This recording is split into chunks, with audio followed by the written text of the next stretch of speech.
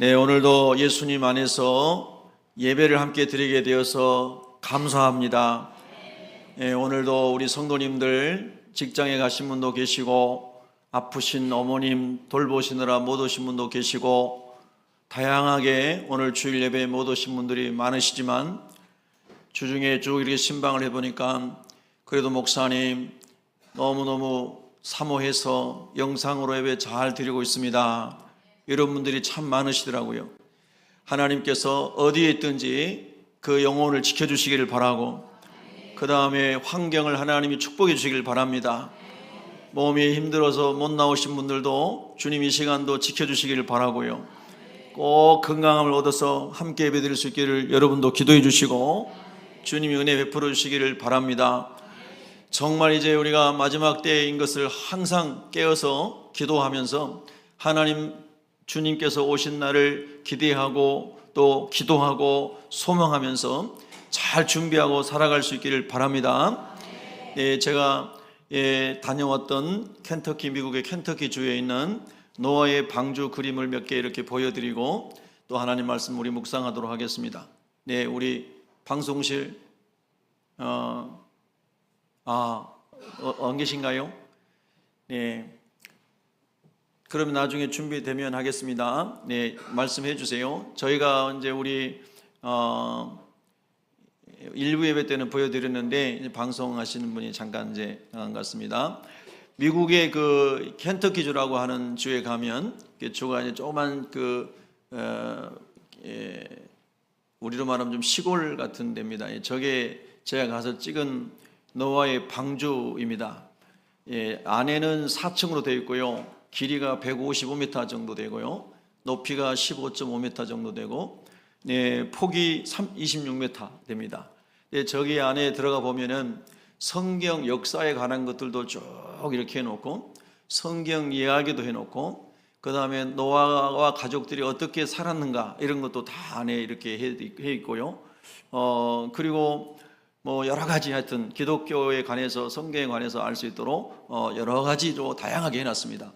어마어마하게 해놨고요. 그 다음에 당시에 저 방주에 들어갔을 또 동물들의 종류들 뭐 이런 것들도 이미지가 아니라 뭐라 그러죠? 이렇게 영상 만드는 거, 그렇게 해가지고 다 해놓고요. 굉장히 아주 디테일하게 잘 해놨습니다. 그래서 그 시골에다가 우리나라 말하면 뭐 저 영월이나 제천이나 뭐 다 전라도 어디 그 싼 땅 있잖아요. 그런 데다가 저거를 크게 해서 만들었습니다. 그래서 저 안에 들어가면 뭐 제가 찍은 거 동영상도 많지만 다 보여드릴 수 없으니까요. 굉장히 많은 말씀에 대해서 생각할 수 있는 것들 이런 것도 해놨습니다. 저희가 완전 시골인데요. 미국의 창조과학회에 속한 이제 분들이 저거를 이제 펀드라이징 해가지고 했다고 합니다. 근데 1년에 한 120만 명의 저걸 보러 오신 분들이 있다고 해요. 120만 명.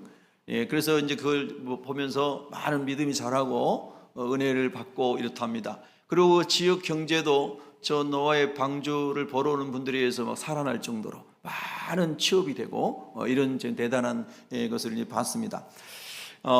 우리가 마태복음 24장에 보면요, 마태복음 24장에 성경 한번 보실까요? 24장에 보면은 우리 주님이 마지막 때에 관한 말씀을 하시면서 24장이 말세의 징조에 관한 예언장이잖아요.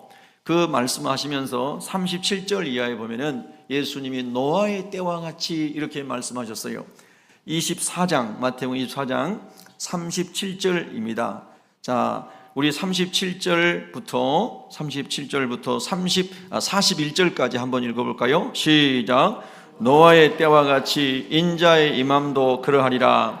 홍수 전에 노아가 방주에 들어가던 날까지 사람들이 먹고 마시고 장가들고 시집가고 있으면서 멸하기까지 깨닫지 못하였으니 인자의 임함도 이와 같으리라. 그때 두 사람이 밭에 있음에 한 사람은 데려가고 한 사람은 버려둠을 당할 것이요 두 여자가 맷돌질을 하고 있음에 한 사람은 데려가고 한 사람은 버려둠을 당할 것이니라. 아멘. 믿으시면 아멘 하십시다. 아멘. 우리 기독교는 예수님을 구주로 영접하고 죄 용서받고 하나님의 자녀가 돼서 천국 가는 신앙입니다. 할렐루야. 물론 땅에서도 우리가 예수님 안에서 하나님 말씀의 통치를 받고 성령의 도우심을 살게 되면은 우리 안에도 하나님의 나라를 누릴 수 있다고 주님 말씀하셨습니다. 그래서 우리가 하나님 영원한 하나님 나라에 있는 거룩과 공의와 사랑과 이 하나님의 영광스러움과 하나님의 빛 되심과 이런 것들을 그 하나님의 말씀과 그것을 조명해 주시는 성령이 우리 안에 오실 때 내 안에서도 누리고 여러분의 가정에서도 누리고 우리 교회에서도 누리고 우리 나라에서도 누리게 되는 줄로 믿습니다. 그런데 이 하나님 나라의 완성은 저 천국에 하나님이 계시는 보좌가 있는 그곳이 있는 줄로 믿습니다. 그러니까 우리 모든 성도님들은요, 천국을 항상 소망해야 됩니다. 그래서 땅의 일도 잘 돼야 되지만은 우리가 살고 있는 우리 나라도 잘 돼야 되고 뭐 주변 나라도 잘 돼야 되고 지구촌이 다 잘 돼야 되지만은 그러나 궁극적 우리의 소망은 하나님 나라 천국에 있는 겁니다. 이것을 기억하시기 바랍니다. 할렐루야. 이제 뭐 며칠 지나면 6.25 기념일이 오지 않습니까? 그래서 오늘 또 여러분 기도하셨죠. 하나님, 대한민국을 보호해 주세요. 대한민국을 지켜주세요. 대한민국을 축복해 주세요. 대한민국이 하나님 나라 되게 해주세요. 대한민국이 제사장 나라 되게 해주세요. 대한민국이 예수님 오실 때까지 쓰임받게 해주세요. 할렐루야. 제가 기도한 겁니다. 그러니까 우리가 이 땅에 살면서 우리가 속한 나라에서 당연히 기도해야죠. 그리고 나라에서 우리가 책임과 의무를 감당해야죠. 할렐루야. 그러나 우리가 더 높은 하나님의 나라를 항상 소망하며 살아가야 될 줄로 믿습니다. 우리나라뿐입니까? 여러분, 우리가 혈통적으로 올라가면은 우리가 노아의 세 아들 중에 셈의 후손인데 중국이나 일본이나 동남아시아나 극동아시아나 뭐 다 이런 사람들이 전부 셈의 후손입니다. 근데 우리가 지금 막 나라들이 막 싸우고 난리지 않습니까? 세계에 지금 이란하고 이스라엘하고 막 다 올라가면 한 혈통인데, 할렐루야. 죄가 들어와서, 뭐가 들어와서요? 죄가 들어와서 원수가 되고 싸우고 그러는 겁니다. 나라와 민족뿐입니까? 한 어머니 태에서 나온 한 형제라 할지라도 사단의 지배를 받으면 형제 간에 싸우지 않습니까? 형제 간에도 죽이고 자녀가 부모를 막 죽이잖아요, 요즘 세상에. 그러니까 여러분, 문제는 죄입니다. 죄. 우리 안에 죄가 사라지기를 기도하십시다. 가정 안에 죄가 사라지기를 기도하십시다. 이 나라 안에 죄가 사라지도록 기도하십시다.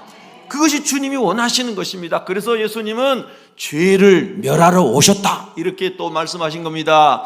마귀를 멸하러 오셨고, 마귀가 퍼뜨리는 게 죄니까 죄를 멸하러 오셨고, 우리를 죄에서 건져내기 위해서 예수님이 오신 줄로 믿습니다. 그래, 우리 신앙인들의 본질적 싸움은 죄와의 싸움입니다. 내 안에 있는 죄와의 싸움입니다. 내 안에 있는 죄의 본성과의 싸움입니다. 어떻게 싸웁니까? 힘으로 싸웁니까? 돈으로 싸웁니까? 지식으로 싸웁니까? 아닙니다. 진리의 말씀이, 성령의 검인 진리의 말씀이 저와 여러분 안에 들어오면 저 안에 있는 부정한 것을 말씀이 수술하고, 제 안에 있는 거룩하지 못한 것을 말씀이 수술하고, 제 안에 긍휼과 자비가 없는 것을 말씀이 수술하고, 할렐루야. 그래서 우리가 하나님의 자녀로 하나님의 형상을 회복할 수 있도록 진리의 말씀으로, 성령이 역사하심으로 저와 여러분을 새롭게 하시는 은혜를 주시는 줄로 믿습니다. 여러분, 오늘 믿음으로 교회에 나오셨지요? 그러나 삶에 무거운 짐이 있는 분 계실 거예요. 얼굴이 힘들고 어렵고 마음이 닫혀져 있고, 이런 분들 주님이 은혜 주시기를 바랍니다. 갑절로 주시기를 바랍니다. 그래서 하나님 은혜 가운데 여러분의 영혼이 막 정말 생수강에 흘러서 막 기쁨이 회복되기를 바랍니다. 제가 정말 어렸을 때부터 이렇게 모태 신앙으로 신앙생활을 하면서요, 많이 말씀드렸지만 성령 세례를 받고 났을 때 정말 기뻤거든요. 너무 기뻤어요. 온 세상이 다 제 것 같더라고요. 너무너무 행복했어요. 학교 가도 친구들하고 막 전도하고, 어디 가나 전도하고, 동네 애들 새벽기도 깨워서 데리고 다니고, 너무너무 행복했어요. 할렐루야. 근데 참 역설적으로 제가 목회하면서 굉장히 불행해졌어요. 오해는 하지 마세요. 목사님 되게 불행한가 보다, 이게 아니고, 많은 사람들과 함께 이렇게 주님의 말씀을 안에서 자라가고 은혜 가운데 살아가면 더 행복해져야 되는데, 그렇지 못한 일들이, 마귀가 역사하는 것들이 있기 때문에 계속 눌리고 누다 보니까 어두워지고 기쁨이 상실되고, 그 다음에 제가 엄청 이게 파워풀하고 막 힘이 넘치고 이렇게 살았는데 굉장히 위축이 되고 사람이 하나님 주신 은사들이 막 다 소멸되는 것 같더라고요. 여러분 저를 잘 모르세요. 제 젊은 날 안 봤기 때문에. 정말 하나님 안에서 너무너무 행복하게 살았거든요. 정말 온 세상이 제 것 같았어요. 너무너무 가난하고 지하 창고방에 살아도 매일 춤췄거든요. 기쁘고 행복하고. 근데 정말 그 은혜가 언제 누리는가 할 정도로 너무 많이 눌려 있는 거예요. 너무 눌려 있어요. 여러분 제 얼굴이 활짝 펴지도록 기도해 주세요. 네, 제 심령이 초등학교 6학년 때로 돌아가고 싶습니다. 네, 그렇게 돌아가고 싶어요. 고등학교 2학년 때 산기도 하다가 다시 성령세를 기름 부음 받은 그 고등학교 2학년 때 돌아가고 싶어요. 신학교 1학년 때 신학교 뒷산에서 밤새워 매일 저녁에 9시면 산에 가서 기도하다가 방언하고 성령 체험하고 매일 성경 구절 한 구절씩 암송하면서 주말이면 전도로 다니고 그 배를 골마가면서 하루에 한 끼 겨우 먹고 살던 때에도 너무너무 충만했거든요. 할렐루야. 누가 혹시 어떤 사람이 저에게 밥 사 먹으라고 10권을 주면 제가 한 장도 안 쓰고 제가 두 끼 굶으면서도 다른 사람 다 나눠주고 살았거든요. 정말 행복했어요. 예수님으로 충분했어요. 천국이 소유되니까 너무 기뻤어요. 할렐루야. 여러분 저에게 이런 은혜가 다시 갑질로 부어지도록 여러분 저를 위해서 기도해 주세요. 또 여러분에게 그런 은혜가 임하도록 기도하시기 바랍니다. 성령이 떠나가면 우리 영은 죽는 겁니다. 성령이 떠나면 기쁨이 다 상실돼요. 아무리 많이 가지고 있어도 기뻐하지 않아요. 감사하지 않아요. 그러나 성령이 충만하고 하나님 나라가 믿어지면 없어도 기뻐합니다. 병들어도 기뻐합니다. 하나님을 찬양합니다. 할렐루야. 그게 성령 받은 사람이 받은 축복인 것입니다. 여러분 우리가 땅의 일 그대로 보면은 지금은 눌릴 일이 많거든요. 힘들 일이 많아요. 얼굴이 소망을 잃어버린 정말 그런 얼굴이 될 때가 많아요. 그런데 성령의 은혜가 파도처럼 밀려오면은 그게 다 사라지는 게 사실이에요. 그래서 주님 말씀하신 거예요. 예루살렘을 떠나지 말고 하나님이 약속하신 것을 즉 성령을 받을 때까지 기도해라. 믿으시면 아멘. 누가복음 18장에 불의한 재판관에게 하신 재판관의 이야기를 하신 그 비유의 핵심의 마지막에 가면은 뭐냐면은 그 과부가 기도한 걸 들어주었지 않습니까? 근데 그 기도를 뭘 하라는 것인가? 18장 밑에 결론은 뭐냐면요, 성령을 달라고 기도하라는 거였어요. 예수님께서. 할렐루야.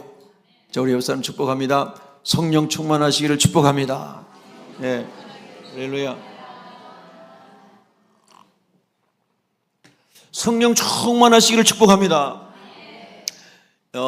금요일날 제가 말씀드린 것 같은데요, 이번 주 중에 비가 한번 많이 왔지 않습니까? 새벽에 교회를 왔는데 우리 먼저 오신 장로님들, 우리 권사님, 안수집사님들이 교회 현관에 1층에 물이 막 다 쏟아져 들은 거를 물을 다 이렇게 막 빼내시라고 뭐 온갖 것 다 동원해가지고 열심히 하고 계시더라고요. 야, 제가 얼마나 흐뭇하든지 말이에요. 제가 5시 10분인가 왔는데 더 먼저 오신 분들이 막 다 하고 계시더라고요. 여러분 그런 분들은요 복 있는 사람이에요. 주님의 집을 관리하고 주님의 집을 섬기고 이렇게 해서 예배자들이 다 와서 예배 잘 드릴 수 있도록 봉사하는 것은 축복인 것입니다. 그래서 주중에 우리 후배 목사님이 우리 일산 감찰에 모임 목사님들 모임이 있었는데요, 못 오시겠다고 톡방에 이렇게 연락했어요. 왜 못 오시나? 이제 제가 감찰장으로 섬기고 있는데 전화를 했습니다. 왜 목사님, 목사님은 오늘 못 오신대. 보니까 비가 이제 지하실에, 저 일산 신도시의 지하실에, 상가 지하실에 그 교회가 있는데요, 비가 막 천장에 새가지고 강대상으로 물이 줄줄줄 흐른다는 거예요. 근데 그 교회는 오전 10시에 예배를 드려요. 매일 오전 요즘에 이제 신세대, 젊은 세대들이 아이들 다 보내고 집에 있는 시간이 그 시간이어가지고 개척했는데, 개척 때부터 오전 10시 예배를 드리더라고, 매일. 그래서 이제 벌써 한 30명 모인대요. 1년 안 됐어요, 개척한 지. 할렐루야. 열심히 해요. 근데 강대상에서 물이 줄줄, 이게 강대상으로 물이 줄줄줄 흘러내리니 얼마나 기가 막히겠어요. 심란하겠죠? 여러분 오늘 이 물 안 새는 예배당에서 예배드리는 감사하시기 바랍니다. 할렐루야. 얼마나 심란하겠어요. 그래서 제가 전화로 위로를 해줬어요. 목사님 얼마나 심란해요. 예배당 강대상으로 물이 줄줄 흐르는데. 힘내세요. 하나님이 함께 하시면 새 힘이 납니다. 그리고 더 좋은 곳으로 인도해 주십니다. 할렐루야. 그건 제가 간증을 했죠. 제가 개척했을 때 지하실에 그 정도가 아니라 내가 슬리퍼 신고 반바지 입고 와서 물을 퍼냈습니다. 장마철에. 그러면 그런저런 얘기해 주면서 위로해 줬어요. 힘을 내라고. 하나님이 함께 하시면 그런 상황에서도 기쁨이 샘솟습니다. 할렐루야. 그 여러분 들으신 분 계시잖아요. 그때 반지하에 살던 우리 성도님들 비가 와가지고 반지하 절반이 물에 다 잠겼어요. 허리춤까지 물이 다 잠긴 겁니다. 하수구 정화조 다 역류돼가지고 제가 물 퍼주러 성도님 집에 갔더니 똥이 떠다닙니다. 방에서. 그런 거 경험해 보셨습니까? 그래서 물 다 퍼내고 양수기 갖다 빌려다가 물 퍼내고 그리고 다 깨끗이 씻었는데 그 씻어낸 다음날 또 비가 와가지고 또 그만큼 또 됐어요. 또 똥이 떠다니는 거예요. 그러면 거기서 살았던 사람은 소망을 잃고 죽었는가? 그렇지 않습니다. 하나님의 은혜로 다 길이 열렸고 하나님의 은혜로 유명한 사람이 되고 하나님의 은혜로 복받은 사람이 됐습니다. 할렐루야. 다 어려울 때가 있는데 하나님의 성령이 찾아와서 우리 마음을 지켜주시고 말씀이 우리 마음을 통치하게 되면 기쁨이 솟아날 줄로 믿습니다. 그 얘기하려고 예화를 든 거니까 예화는 다 잊어버리시고 말씀이 들어오셔서 여러분의 심령이 기쁨으로 충만하기를 간구하시기 바랍니다. 정말 그런가요, 목사님? 정말 그런 일이 가능한 거예요? 그걸 경험하지 못한 사람은 이런 질문을 하게 될 것입니다. 정말 그런 일이 일어납니다. 하나님 말씀은 살아있습니다. 살아있습니다. 살아있습니다. 심령과 간절과 골수를 우리 모든 영혼신을 지배하고 다스리고 고치고 통치하는 능력이 하나님 말씀 안에 있는 것을 믿으시기 바랍니다. 여러분, 성경은 믿음을 통해서 우리 가운데 역사하게 되어 있습니다. 제가 오늘도 새벽에 일어나가지고요 많은 설교를 이렇게 쇼폼 설교들을 들었습니다. 미국 목사님들의 설교 듣고 그리고 새벽에 일어나서 다 단장하고 밖에 나가가지고 산책을 하면서 기도를 하면서 성경 필사를 이게 돌아다니다 보니까 야외에 탁자도 있고 의자도 있잖아요. 요즘에 다 잘 돼 있잖아요. 거기서 앉아가지고 성경 필사를 하는데 얼마나 그 말씀이 맛있는지 모르겠더라고요. 달고 오묘해요. 달고 오묘해요. 아침에 공기도 얼마나 좋은지 말이에요. 그래서 거기 야외에 앉아가지고 성경을 필사하면서 기도를 했어요. 하나님 아버지, 제가 말씀을 정말로 사모하기를 원합니다. 말씀이 저를 완전히 통치하게 해주십시오. 그런 기도를 하는데 막 너무 좋은 거예요. 얼른 교회 가가지고 막 설교하고 싶은 거예요.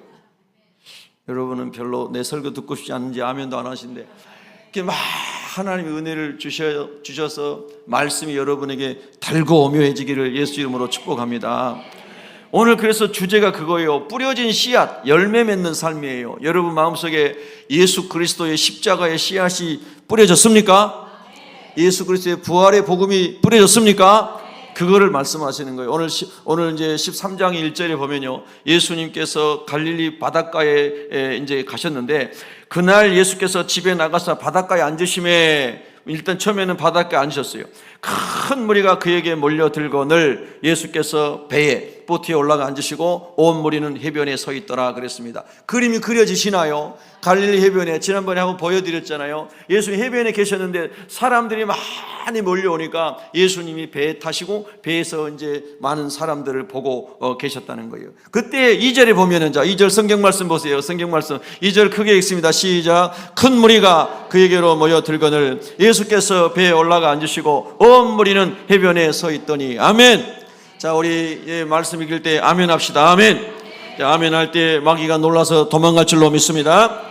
네, 여러분 안에 있는 귀신의 역사가 떠나갈 줄로 믿습니다. 아멘이 중요해요. 아멘. 아멘하여 하나님께 영광을 돌리게 되느니라. 성경 말씀이에요. 제 말씀이 아닙니다. 하나님 말씀이에요. 그래서 아멘 할 때 마귀가 깜짝 놀라서 도망가고 불안도 염려도 걱정도 아멘 할 때 순간 떠나가고 질병도 치료되기를 예수 이름으로 축복합니다. 할렐루야. 그래서 들었어요. 큰 무리가 예수님께로 모여 들거늘 그랬습니다. 우리가 항상 가야 할 곳은 주님 앞으로입니다. 주님, 저의 마음이, 저의 발걸음이 항상 주님 앞으로, 새벽교회 예배당으로, 기도의 장소로, 목장 모임으로, 하나님의 일로 몰려들게 하여 주시옵소서. 그 사람이 복이 있는 사람입니다. 모여들거늘 예수께서 배에 올라가 앉으시고 온 무리는 해변에 서 있더니 예수께서 비유로 여러 가지를 그들에게 말씀하셨습니다. 비유로 말씀하셨습니다. Parable of Jesus. 예수님의 비유는 다 천국에 관한 말씀인데요, 그 당시에 갈릴리에서 있었던 많은 사람들이 문맹이었대요. 문서 부평학을 하는 성경의 이런 학자들의 글들을 보면은, 문헌들을 보면 대부분의 사람들이 문명이 많았다는 겁니다. 못 배운 사람들이 갈릴리, 그래서 갈릴리 사람들이 천지받았고 갈릴리 사람 어떤 선한 사람이 저기 나오겠느냐, 이렇게 일컬음을 받을 정도가 됐다는 겁니다. 그런데 우리 주님께서는 천국은 어떤 학문으로 적적으로 하나님 나라를 설명하신 것이 아니라 그들이 다 알고 있는 아주 쉬운 삶의 이야기 속에서 천국을 설명한 줄로 믿습니다. 그러니까 저와 여러분이 하나님 말씀 들을 때 어린아이처럼 마음만 열면 하나님 말씀은 성령이 더 깨닫게 하시는 줄로 믿습니다. 그러니까 지식이 많고 공부 많이 한 사람일수록 여러분이 어린아이의 마음을 가져야 하나님 말씀이 들어오는 겁니다. 예전에도 제가 경험한 겁니다. 어떤 신자가 하더니 자기는 성경을 너무너무 잘한다고 그러면서 제가 제자 훈련하는데 사사건건 개입해가지고 이렇게 자기 이야기를 하는 거예요. 야, 이 사람은 참 교만이 아주 머리끝까지 올라온 사람이구나. 그런 사람은요 절대로 변화되지 않습니다. 그리고 제대로 헌신한 사람 본 적이 없어요. 그런 사람. 그 사람이 아무리 성경을 많이 알면 솔직히 말해 저보다 많이 알겠습니까? 저는 그것만 업으로 공부한 사람인데, 논문을 쓰고 수많은 논문을 읽고 밤을 새워가며 며칠 밤을 새워가며 학문을 연구하고, 여러분 인정 안 하셔도 사실이에요. 할렐루야. 그렇게 머리 싸매고 공부하고, 그렇게 공부한 사람 앞에서 자기가 얼마나 많이 했는지 모르지만 그거 아니라고 대적하고 끼어들고 얼마나 교만 방자한 사람들이 많은지 몰라요. 여러분은 겸손하시기 바랍니다. 할렐루야. 겸손하셔야 되는 거예요.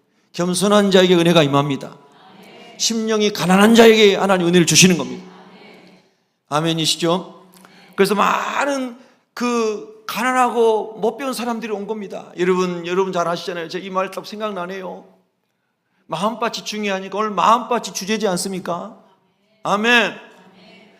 무디 목사님이 영국에 가서 케임브리지 대학이나 이런 대학에 가서 설교를 하는데, 유명한 그 천재적인 사람들이 다 모인 곳이 케임브리지 옥스퍼드 대학이지 않습니까?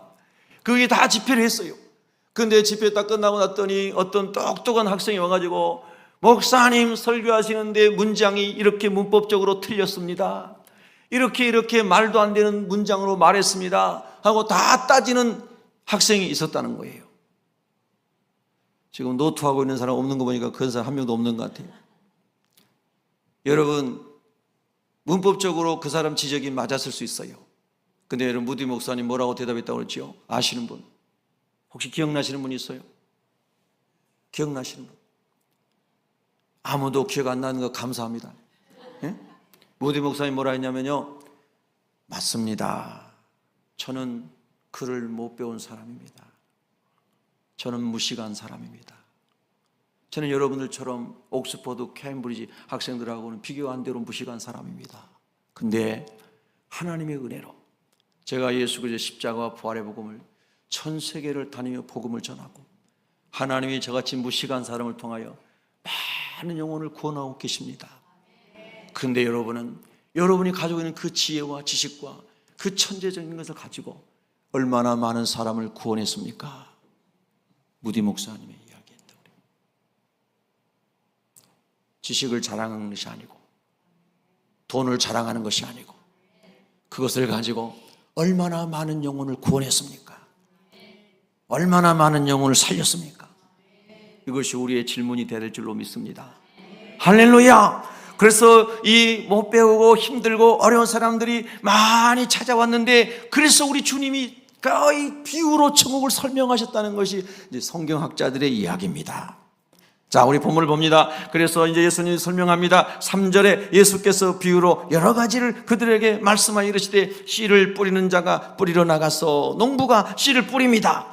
성경의 주로 농부는 하나님을 말씀하셨죠. 우리 하나님 아버지께서 독생자 예수 그리스도를 마지막 선지자로 이 땅에 보내시고, 그 이전에도 히브리서 보면 수많은 선지자들을 때마다 시대마다 보내셔서 하나님 나라의 씨앗을 뿌리게 하셨다는 것입니다.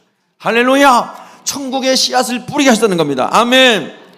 그런데 사람들의 마음이 이렇게 오늘 본문에 네 가지로 많은 사람이 반응했고 실제로 네 가지의 마음을 사람들이 가지고 있다는 것입니다. 4절에 보면은 뿌릴새 더러는 길가에 떨어짐에 새들이 와서 먹어버렸다 그랬습니다. 자, 여러분 다 아시는 건데 이거 다 아는 내용인데요, 그렇게 들으라고 주님이 말씀하시는 게 아닙니다. 이 말씀을 왜 모르는 사람이, 교회에 10년 20년 다니는 사람이 모르는 사람이 어디 있겠습니까? 수백 번 들었을 거예요. 저같이 60년 신앙생활 사람 수천 번도 듣고 읽었을 것입니다. 그러나 이 말씀이 내 삶의 능력이 되지 않으면 무슨 소용이 있습니까? 이런 말씀을 들으면서 그거나 다 알아요. 요즘에 얼마나 시대가 좋은데 휴대폰 하나로 여러분이 원어를 다 분석할 수 있어요. 굳이 신학대학 안 가도 학문적으로는 휴대폰 하나로 여러분이 다 마스터할 수 있어요. 지금은 그런 시대예요. 여기 13장 4절을 헬라어 원어로 다 써주고 헬라 원어를 분석해주고 동사와 명사와 그리고 모든 것을 다 분해해서 설명해주라 하면 휴대폰에서 다 해줍니다. 챗GPT에서 다 해줘요. 제미나이에서 다 해줘요. 그록스리에서 다 해줘요. 여러분 다 하시잖아요. 그래서 어떤 사람은요, 그걸 가져와가지고 또 막 공격하는 사람도 있어요. 제가 실제로 이번 주간에 들은 거예요. 어떤 교회에 어떤 사람이 자기 교회 담임 목사님이 와가지고 목사님 설교 잘못했습니다 그러면서 따지는 사람이 있었다는 거예요. 야, 여러분 말씀을 지식으로 받지 말고 영으로 받아서 변화가 일어나고 영혼을 살리고 하나님 나라 이루고 하는데 쓰임받기를 기도하십시오. 아멘, 할렐루야. 몰라서 모르는 사람이 얼마나 있겠습니까? 알고도 못하는 세상에 살고 있는 거예요. 알고도. 그래서 오늘 말씀에 이렇게 말씀하십니다. 길가에 떨어짐에 새들이 와서 먹어버렸다. 길가에 사람들이 자꾸 걸어다니니 그 길가가 씨앗이 잘 들어갈 리가 없잖아요. 그리고 씨앗이 너무 잘 보이죠. 길가가 사람들이 많이 다져져가지고 새들이 와서 딱 얼른 먹기 너무 좋잖아요. 여러분, 우리 주님께서 이 말씀을 이렇게 설명하셨죠. 19절에 보면은 아무나 천국 말씀을 듣고 깨닫지 못할 때에 악한 자가 와서, 오늘 말씀이 부어지는데 성령이 깨닫게 해주시기를 원합니다. 하나님의 말씀, 천국의 비밀이 깨달아지도록 성령이 조명하시기를 원합니다. 깨닫지 못할 때에 악한 자가 와서, 사탄이 와서, 마귀가 와서 그 마음에 뿌려진 것을 빼앗나니 이는 곧 길가에 뿌려진 자요 그랬습니다. 깨닫지 못하면 이렇게 된다는 겁니다. 말씀이 아무 소용없어요. 돼지에게 진주를 던져주는 것과 똑같은 주님의 비유 말씀이 생각이 나지 않습니까? 여러분, 그럼 우리가 좀 다른 실제적으로 한번 우리가 이 말씀 한번 적용해 보면요, 우리의 마음이 길가처럼 딱딱하게 굳어져 있는 이유가 무엇일까요? 여러분 생각을 한번 해보셔요. 여러분 개인적으로 사람마다 삶의 출발이 달라요. 어떤 사람은 태어날 때 건강하게 태어나고요, 어떤 사람은 4살 때부터 번뜩이는 지식의 지혜를 가진 사람이 있고요, 어떤 사람은 나이가 들어도 잘 깨우치지 못한 사람이 있어요. 어떤 사람은 날 때부터 여러 가지 장애를 입고 태어난 사람이 있고요, 어떤 사람은 그렇지 않은 사람이 있어요. 어떤 사람은 태어날 때부터 자기 아버지가 수조로 돈을 가지고 있는 사람의 아들로 태어날 수 있고요, 어떤 사람은 수억의 빚을 지고 있는 부모 밑에서 태어날 수 있어요. 저는 젊은 날 그런 질문을 많이 했어요.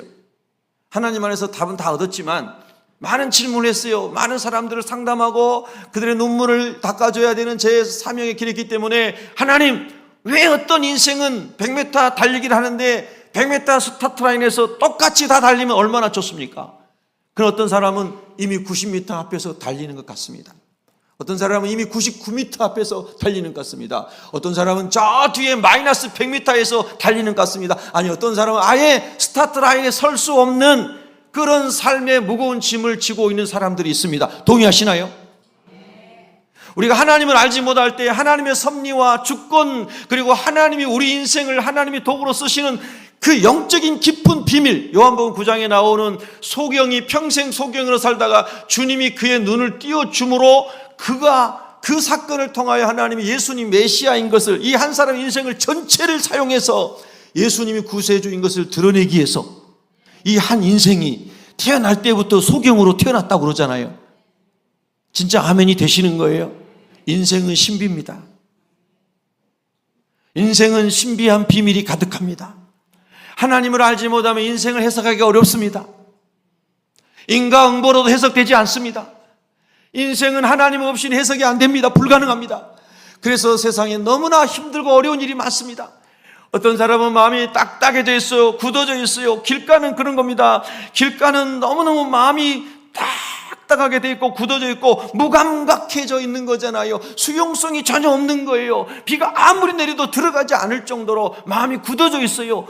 아무리 하나님 말씀 쏟아져도 그건 나하고 상관없어 하면서 마음이 다쳐지고 굳어져 있는 그런 영적인 아주 죽음 상태를 주님이 지금 비유로 설명하신 거잖아요.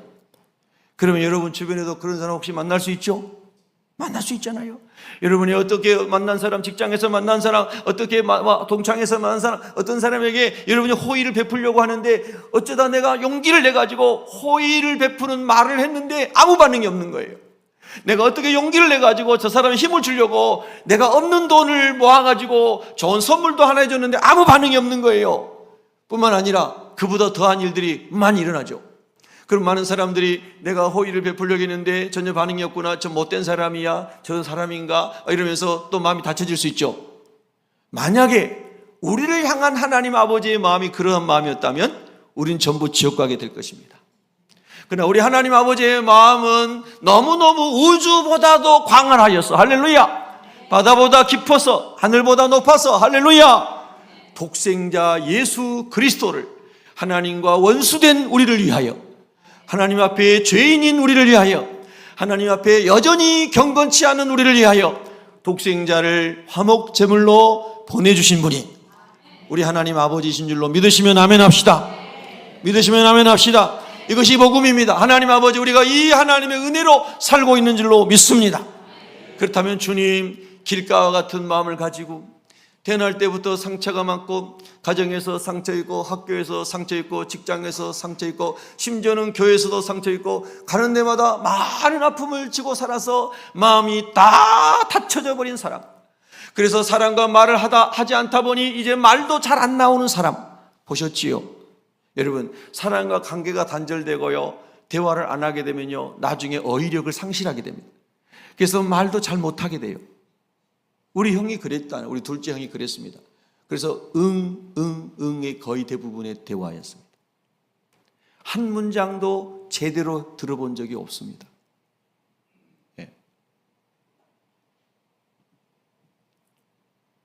여러분, 우리 주변에 길가와 같은 상처와 아픔 가운데 마음이 다 닫혀져서 아무리 좋은 하나님의 말씀을 전하여도 열리지 않는 사람이 있을 수 있습니다. 여러분 주변에 그런 분이 누구신지 하나님이 생각나게 하신가요? 그분을 위해서 기도하십시오. 하나님, 그분의 문을 하나님이 만져주시기 원하고, 마음의 문을 만져주시기 원하고 열어주시기를 원합니다. 할렐루야. 조엘 올스틴의 설교를 제가 이번 주에 3번인가 들었는데요, 미국의 레이크우드 교회인가요? 그분이 그런 말씀 하시더라고요. 마음의 문을 여는 것에 대해 설교하시면서 돈으로도 안 됩니다, 뭘로도 안 됩니다, 뭘로도 안 됩니다, 뭘로도 안 됩니다. 하나님의 성령께서 마음의 문을 열어주셔야 됩니다. 성경에 없는 말씀이에요. 힘으로도 안 됩니다, 능으로도 안 됩니다, 오직 여호와의 신으로 됩니다. 그러니까 길가 같은 마음인데요, 세상이 다 싫고, 세상을 저주하고 싶고, 사람마다 다 보기 싫고, 그래 너는 그렇게 좋은 환경에 자랐으니까 당연히 그렇게 하지, 말하지 마, 이렇게 말하고 싶은 사람들이 세상에 있어요, 없어요? 있어요. 여러분, 그런 사람 외면하지 마세요. 그런다고 또 핍박하지 마세요. 하나님, 긍휼을 베풀어 주십시오. 그리고 내게 주신 은혜와 축복을 사람 살리는 데 사용하도록 도와주십시오. 내 할아버지가 하나님을 잘 섬기고, 내 아버지가 잘 섬기고, 내 할아버지, 어머니가, 아버지가 열심히 살아서 우리 가정이 복받은 것 감사합니다. 이 아브라함과 이삭과 야곱의 복을 주여 이제 흘려보내서 사람들을 살리게 하여 주시옵소서. 이런 마음을 저희가 구해야 될 줄로 믿습니다. 두 번째 밭을 주님 말씀하셨어요. 돌밭임, 돌밭. 씨앗이 깊이 뿌리내지 못하고 곧 말라버린다는 겁니다. 돌밭에 흙이 있어서 착근이 이제 씨앗이 신기해서 싹이 났어요. 그래서 싹이 나가지고 살짝 흙을 뚫고 올라오면은 하얀 잔뿌리가 생기죠. 하얀 잔뿌리가 생겨요. 그런데 더 깊게 흙으로 들어가서 더 영양을 공급받고 그리고 막 자라나야 되는데 그게 돌이 다 막아가지고 안 되는 거예요. 너무 돌이 많아서 돌이 위에만 있는 게 아니고 속에도 돌이 있고 파면 또 돌이 나오고 또 돌이 나오고 이렇게 되는 거예요. 그러니까 뿌리를 깊게 내리지 못해요. 여러분, 우리가 예수님 앞에 처음 누구 친구 따라 교회 왔어요. 한번 교회 어떤 분 교회 모시고 오는 게 얼마나 힘든 과정입니까? 예? 내 소원인데 친구야, 죽기 전에 딱 내 한 번만 소원 들어주라. 새벽교회 한번 가보자. 새벽교회 목사님 설교 잘한다. 긍정적으로 얘기하면 좋잖아요. 예. 여러분, 자기 아버지 어머니를 막 험담하는 사람이 있습니까? 그건 자식이 아니에요. 자기 아버지 어머니가 아무리 마음에 안 들고, 예를 들어서 아까 갈릴 사람처럼 배움이 부족하고 또는 어떤 장애가 있고 또 어떻든 나에게 특별히 해준 것도 없고, 예를 들어서 세상 사람들이 말한 것처럼 그날지라도 내 생명을 이 땅에 오게 하신 부모님을 사랑하고 존경하고 감사해야 되겠죠? 그 부모님을 막 험담하고 이런 사람은 자식이 아닌 거잖아요. 교회도 마찬가지예요. 영적인 것도요. 제가 부족해도 오늘 제가 얼굴이 두꺼워진 것은 성령으로, 제가 부족해도 여러분이 우리 목사님은 좋은 목사님입니다. 아멘 한 사람 복을 2배로 받으시기 바랍니다. 우리 목사님은 착한 사람입니다. 이게 긍정적으로. 그러면 제가 좀 아꼈다가도 그 얘기 들으면 착하게 살아야 되겠구나, 이렇게 얘기할 거 아니에요? 할렐루야. 그래서 자꾸 여러분 우리 새벽교회를 축복하고 새벽교회를 자랑하고 새벽교회 목사님을 자랑하고 새벽교회 장로님을 자랑하고 우리 전도사님들을 자랑하고 집사님들 성도들을 가는 데마다 막 자랑하고 소문내보세요. 그러면 사람들이 이야, 그런 교회가 있냐고. 고양시에 새벽교회 4개 있는데 착각하지 않도록 애니꼴 길 9번지에 있는 교회입니다, 이렇게 알려주고. 할렐루야. 제가 지난주에 우리 목사님들하고 목요일날 쭉 전도하며 정발산 다 달며 전도했는데요, 저기 일산시장이 쪽에 있는 장로교 목사님이 같이 전도했는데 그러시더라고요. 저한테, 서 목사님 왜요? 그랬더니 제가 일산시장 쪽에 가다가요 어떤 사람 만났는데요 새벽교회 다닌다고 그랬어요. 그래요? 그러면서 새벽교회 목사님 갔는데 우리 새벽교회 너무 좋은 교회라고 막 자랑했다는 거예요. 여러분 막 아멘 좀 해봐요. 할렐루야. 그랬더니 제가 그랬어요. 근데 목사님이요, 고양시에 새벽교회 4개 있는데 우리 교회 아닐 수도 있습니다. 제가 그랬어요. 그랬더니 그 목사님이, 정 목사님이 그러시는 거예요. 애니꼴에 있는 새벽교회 얘기했대요. 할렐루야. 그러니까 우리 교회 얘기한 거예요. 누군지 모르겠는데 저한테 자수하면 제가 밥 한번 사주겠습니다. 얼마나 좋아요. 힘이 나더라고요. 시장에서 만난 사람에게도 자기 교회 좋다고, 자기 목사님 좋다고 얘기하면 얼마나 감동이 돼요. 여러분, 그렇게 예수님 안에서 우리가 자꾸 하나님 아버지 돌멩이를 제거하고, 그리고 이제 또 제거하고, 돌멩이를 걸리는 것들을 또 제거하고 또 제거해서, 그리고 흙이 남잖아요. 흙이. 할렐루야. 돌멩이 제거하기 힘들면 돌멩이를 다 부셔가지고 가루를 만들어서 흙으로 만들든지. 아멘. 할렐루야. 하나님, 그래서 뿌리가 깊이 내리게 하여 주옵소서. 사랑의 뿌리가 깊이 내리고, 용서의 뿌리가 깊이 내리고, 관용의 뿌리가 깊이 내리고, 긍휼의 뿌리가 깊이 내리고, 할렐루야. 진리의 말씀이 뿌리를 깊이 내려서 하나님 아버지 줄기가 쑥쑥 올라오고 꽃이 피고 열매 맺기를 원하나이다. 우리 한번 따라합니다. 하나님, 제 마음밭에 돌을 제거하여 주옵소서. 예? 할렐루야. 자, 이제 좀 줄여가지고, 우리도 두 손 들고 이렇게 얘기합니다. 돌을 제하여 주옵소서. 할렐루야. 아멘입니까? 손 내리세요. 제가 말씀드렸죠. 예전에 코로나 때 독일에 붕괴했을 때요, 우리 독일 친구가 그 독일에서 우리 개신교도에 여자분들이 모여가지고 기도하는 기도원 있는데, 마리아 기도원이라고요. 순영원이 아니고 마리아 기도원이라고. 거기를 갔더니 한 200명 정도 독일 여성이 거의 다고, 우리 한국 분이 2분인가 있는데 그 중에 한 분 제가 만났다고 그랬죠. 그래서 이제 그때 이제 거기서 많은 은혜를 받았어요. 근데 그분들이요, 우리 한국을 위해서 얼마나 기도하는지, 우리가 대한민국을 위해서 이렇게 기도하고 있습니다. 한국이 복음으로 통일되도록 기도하고 있습니다. 우리가 매일 대한민국을 위해서 기도합니다. 할렐루야. 그러고 간증하시더라고요. 예, 그리고 그분들이 드시는 식단을 우리가 예고도 없이 찾아갔는데 우리 한국인 그분이 오셔가지고 경상도 마산인가 어딘가 그분 고향이 그러시다는데, 그래가지고 그분들이 드시는 점심 식단을 저희보다 먹어보러 가져왔는데요, 얼마나 소찬인지 그냥 우리가 흔히 말하는 점심밥이 아니에요. 그런 소찬을 먹으면서 계속 기도에 집중하는 생활을 하고 있는 거예요. 그 중에 기도 제목 하나가 대한민국의 복음의 통이 있다. 여러분 할렐루야, 아멘이시죠? 그 전에 주님이 오시면 다 들림받아야 되겠지만 우리 주님께서 우리 한반도를 복음으로 통일하시고 6.25 같은 전쟁이 다시 일어나지 않고 제사장 나라가 되어서 복음의 실크로드가 열려서 하나님 아버지와 북한을, 개성을, 평양을, 신우주를 지나서 저 러시아를 지나서 저 이스라엘까지, 아프리카까지 갈 수 있는 복음의 문이 열리기를 원합니다. 그런 길이 한번 열리면 너무 좋겠죠. 그리고 우리가 한번 전도여행 한번 다 한 다음에 주님 오시면 좋겠죠. 제 생각은, 제 마음은 그렇다는 거예요.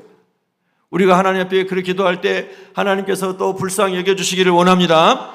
그래서 우리 마음속에 하나님 아버지여 이 돌을 다 제거하게 하여 주옵소서. 뿌리를 깊이 내리게 하여 주옵소서. 우리 여기 계신 우리 성도님들 다 뿌리 깊은 영성을 소유해서 세상에 바람이 불어도 흔들림 없이 환난이 와도 말씀으로 인하여 환난이 오고 박해가 와도 넉넉하게 승리하시기를 축복합니다. 말씀대로 살아보려 하니까 어렵다는 뜻 아니겠습니까? 말씀대로 거룩하게 살아보려 하니까 세상에서 어려운 일 당하고, 말씀대로 공의롭게 살아보려 하니까 어려운 일 당하고, 너만 공의롭냐? 너만 의롭냐? 그러면서 사람들이 또 공격하고, 그런 일들이 있어요, 세상에는요. 할렐루야. 그래서 더 어려워질 수 있어요. 그러나 하나님 안에서 심지를 견고하게 내리면, 뿌리가 깊어지면 넉넉하게 일 줄로 믿습니다. 세 번째 밭이 가지떨기 밭입니다. 여러분, 가시떨기가 여러분 안에 혹시 있는지 지금 살펴보십시오. 씨앗이 뿌려지지만 가시떨기가 함께 자라가지고 기운을 막았다. 뿌리를 내렸어요. 생명이 막 올라오고 있어요. 예수님의 생명이 올라오고 있어요. 기도의 문도 열렸어요. 말씀도 읽어져요. 큐티도 해요. 예배도 드려요. 그런데 자꾸 가시가 같이 자라요.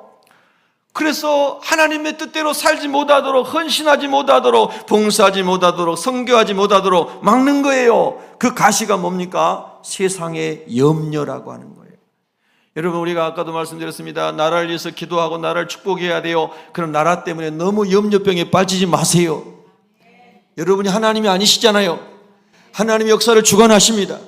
하나님이 나라의 주인이십니다. 우리 믿음으로 기도하고 맡겨야 됩니다. 할렐루야. 나라를 위해서도 마찬가지고, 가정을 위해서도 마찬가지고, 어떤 것도 하나님 아버지여 염려에 붙잡히지 않게 해주세요. 주님의 평강을 주세요. 재물의 유혹에 빠지지 않게 해주세요. 있는 것을 족한 줄 알게 해주세요. 자족하는 마음을 주세요. 넘치는 것은 흘려보내게 해주세요. 고린도후서 8장 말씀처럼 하나님 아버지여 평균케 하려 하심이라, 공산주의를 말하는 게 아닙니다. 하나님은 모든 사람들이 다 누릴 수 있도록 에덴 동산을 주셨지 않습니까? 근데 사람이 죄를 짓고 내가 왕이 되고 내가 주인이 되려고 하니까 어떤 사람은 극한 가난에 빠지고 어떤 사람은 너무 과하게 소유하고 있고, 이런 죄악이 세상의 역사에 많이 있었지 않습니까? 그런데 하나님의 은혜가 들어오면은 내가 풍족하면 요셉처럼 자꾸 흘려보내는 주님의 마음이 부어져서 할렐루야. 그래서 일할 수 없는, 몸이 건강하지 않은 분들은 일할 수 없잖아요. 직장에 다닐 수 없지 않습니까? 그러면 건강하고 하나님 복을 받은 사람이 나눠주고 주님의 은혜 가운데 함께 살도록, 이것이 하나님의 은혜 아니겠습니까? 할렐루야. 그래서 하나님 아버지, 우리가 나 자신만을 위한, 정욕을 위한 탐심에 빠지지 않게 하여 주옵소서. 탐심은 곧 우상 숭배라고 그랬습니다. 하나님 아버지, 신상을 만들어 놓는 것만 우상이 아니고 탐심도 우상 숭배를 하였으니 하나님 안에서 넉넉하게 복을 받으면 나눠주며 살게 하여 주옵소서. 그러면 우리가 재물의 유혹에 빠지지 않을 줄로 믿습니다. 온갖 욕심이 그 마음을 질식시키고 분주하고 탐욕스러운 마음으로 우리 영혼을 몰아갈 때 가시떨기가 거기 자라고 있다고 주님 비유로 설명해 주신 겁니다. 그 예수님 말씀을 드리려고 거기에 많은 사람들이 왔는데 성경에 보면은 삭개오도 나중에 이제 인물 중에 한 사람, 예수님 말씀 들은 인물 중에 한 사람이고, 레이도, 세리 레이도 그런 사람 중에 한 사람이고, 근데 하나님 말씀 듣고 이 사람들이 다 변화됐어. 말씀대로 살아간 줄로 믿으시면 아멘 하시기 바랍니다. 이렇게 하나님 말씀은 가시떨기를 다 제하는 능력이 나타난 줄로 믿습니다. 네 번째가 좋은 밭입니다. 좋은 밭 되기를 소원하시나요? 좋은 밭 되시길 원하세요? 자, 오늘 23절을 큰 소리로 읽습니다. 시작. 좋은 땅에 뿌렸다는 것은 말씀을 듣고 깨닫는 자니 결실하여 어떤 것은 100배, 어떤 것은 60배, 어떤 것은 30배가 되느니라 하시더라. 아멘. 저는 좋은 땅이 되기를 원합니다. 여러분도 좋은 땅이 되기를 기도하십시오. 좋은 땅은 어떤 겁니까? 예수 그리스도를 구주로 영접했어요. 복음의 씨앗이 심겨졌습니다. 여러분의 마음에 예수님의 십자가의 보혈이 심겨졌습니까? 부활의 주님이 여러분의 주인이 되셨습니까? 하나님 말씀이 진리임을 고백하였습니까? 하나님만이 유일하신 하나님을 고백하고 있습니까? 예수님만이 유일하신 우리 구주심을 고백하고 있습니까? 그러면 씨앗이 뿌려졌습니다. 천국 씨앗이 심겨졌습니다. 그러니 어떻게 됩니까? 말씀을 이제 들어야 됩니다. 순종해야 됩니다. 복종해야 됩니다. 하나님 말씀을 듣는 귀, 솔로몬 왕이 1000번제를 드리면서 주의 말씀을 듣는 귀, 듣는 마음, 듣는 것을 달라고 기도한 것처럼 할렐루야. 우리가 하나님 말씀을 듣고 순종할 수 있도록 하나님 은혜 주시기 원합니다. 세상 사람들, 세상에 유명 막 흘러가는 홍수처럼 흘러가는 세상의 말들, 수많은 인터넷이나 수많은 쇼폼들에서 사람들을 미혹하는 이런 많은 인스타에서 나오는 이런 많은 미혹하는 것들, 거기에 마음 뺏기지 않게 하여 주시고, 오히려 그런 좋은 도구를 말씀을 듣는 도구로 선용하면 복이 됩니다. 참 이 알고리즘이 대단해 가지고요, 여러분이 그런 쇼폼이나 뭐 페이스북이든 유튜브든 뭐든지 간에 그런 걸 통해 가지고요, 복음을 듣는 거, 찬양을 듣는 거, 간증하는 거, 천국에 가는 거, 은혜 갖는 것을 자꾸 듣잖아요. 그리고 거기에다가 팔로우를 하잖아요. 그러면 계속 그런 것이 주로 뜨기 시작합니다. 뜨기 시작해요. 그래서 저는 늘 그렇게 들었더니요, 제가 페이스북 안 하다가 그것 때문에 그것만 해요. 그것만. 그럼 딱 하면 쇼폼들 뜨는 거 있잖아요. 60초 이내에 있는 거, 어떤 것은 5분짜리, 60분짜리 떠요. 그거 뜨면요, 제가 계속 그거만 하기 때문에 계속 이제 하게 되면 휴대폰 그거 하니까 계속 설교, 찬양, 천국 간증 이런 것만 계속 떠요. 할렐루야. 뉴스 볼 필요도 없어요. 그냥 계속 그런 거요. 그렇게 듣다가 은혜 받고 기도하고, 하나님 나도 성령으로 충만하게 해주세요. 충만하게 해주세요.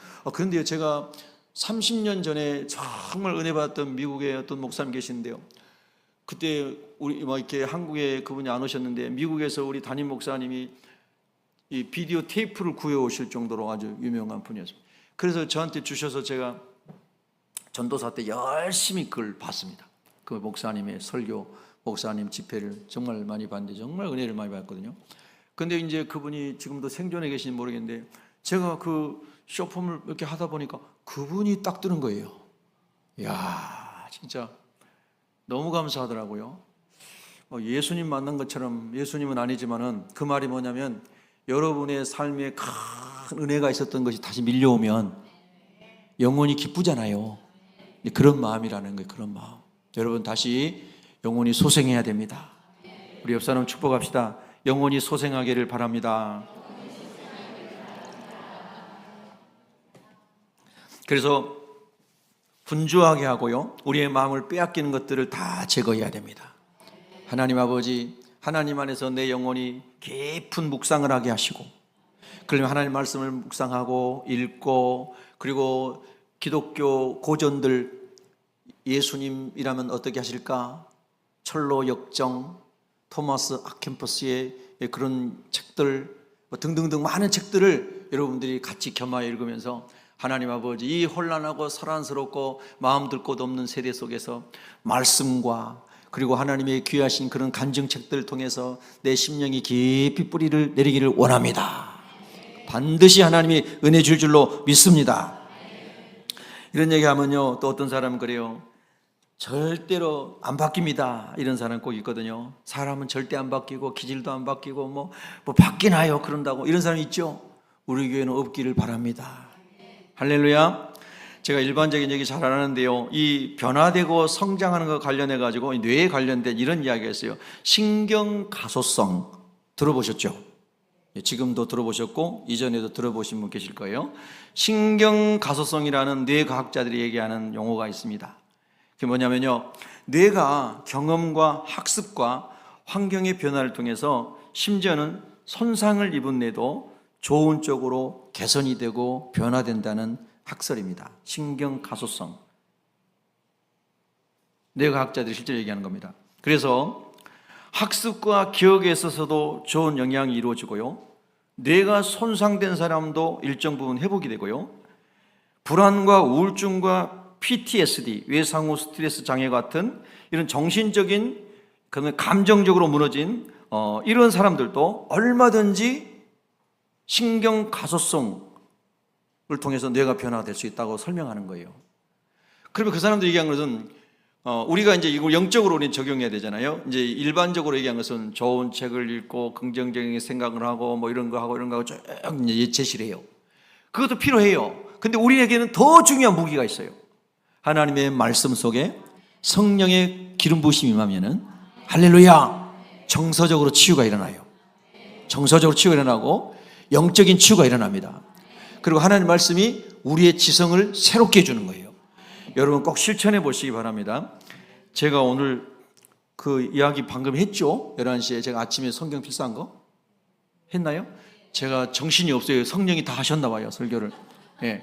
그래서 정말 아침에 새벽에 일어나가지고 딱 단장하고 밖에서 시원한 공기 마시면서 성경을 필사를 했더니 너무너무 좋은 거예요. 정말 꿀보다 달더라고요.